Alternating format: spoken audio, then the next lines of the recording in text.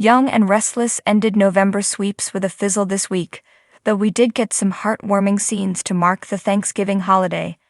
Let the grading begin. One of the biggest stories in November sweeps was Jack and Diane's plot to save Kyle, which just turned out to be dumb.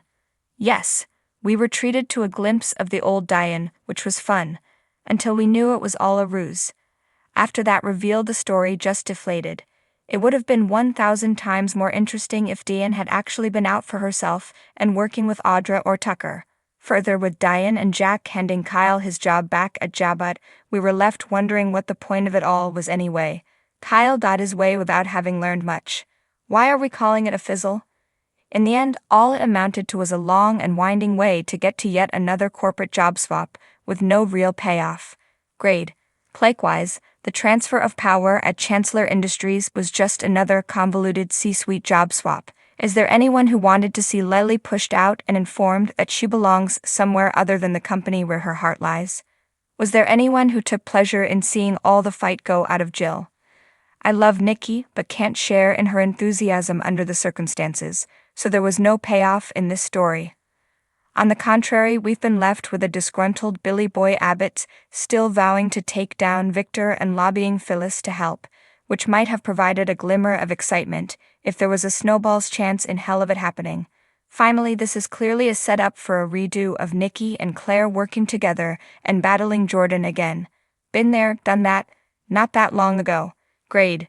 See, Abby and Devon's wedding would have been a total snore without the car accident to liven things up, though it was lovely to see Anna and Harmony again. That said, since I'm lumping it in with the reveal of the new/old ranch house, it's a total win, except for those striped curtains, which are a choice. Sharon's big confession was the final piece of the November Sweets puzzle, and it did bring the big drama. What with the car wreck and confrontations, with some still to come. Yet somehow it still feels like it's being milked too long. In what universe would Sharon be sitting in crimson lights folding napkins under the circumstances? Why would Michael insist on representing her? Wouldn't his close relationship with Phyllis be a conflict of interest? I mean, we all know it's because there's only 2 lawyers and Christine was already repping Daniel, but they could have brought Brittany Hodges back. Anyway, this was the best of the November sweeps offerings, if only because Sharon cracking and confessing could be considered a payoff. Plus, Jordan and Ian returned, which was a dramatic surprise that no one saw coming, so points for that. Grade.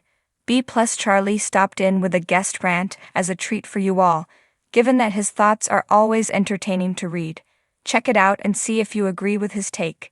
Can someone please explain to me what Young and Restless' fascination with whiny Babaman is?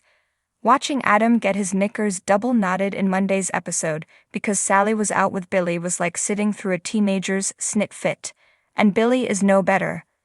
The chip on his shoulder is so big, it's a wonder he doesn't walk crookedly. I had to laugh when Sally made a toast to them, and he turned it around and made it about bringing down Victor. Dude, you deserve to never get laid again. Though Kyle was MIA Monday, Young and Restless is writing him in the same unpleasantly bratty way. Why? Mark Grossman, Jason Thompson, and Michael Mueller are tremendously appealing actors, yet instead of playing them as romantic leads, as characters we can root for, the show is saddling them, one and all, with the role of guy at party we'd avoid at all costs. Fix. It made deciding to help Emmy was a given, why else bring her back? I'm intrigued by the prospect of a new bad boy type joining the canvas as Damien is sure to appear soon. Despite Sally's declaration that Chelsea and Adam belong together, this version of Chatham is not giving soulmates or even attraction to one another. We know what Adam looks like when he's hopelessly besotted with someone, and this is not it. Adam checking in on Sharon was a cool beat to play given their history.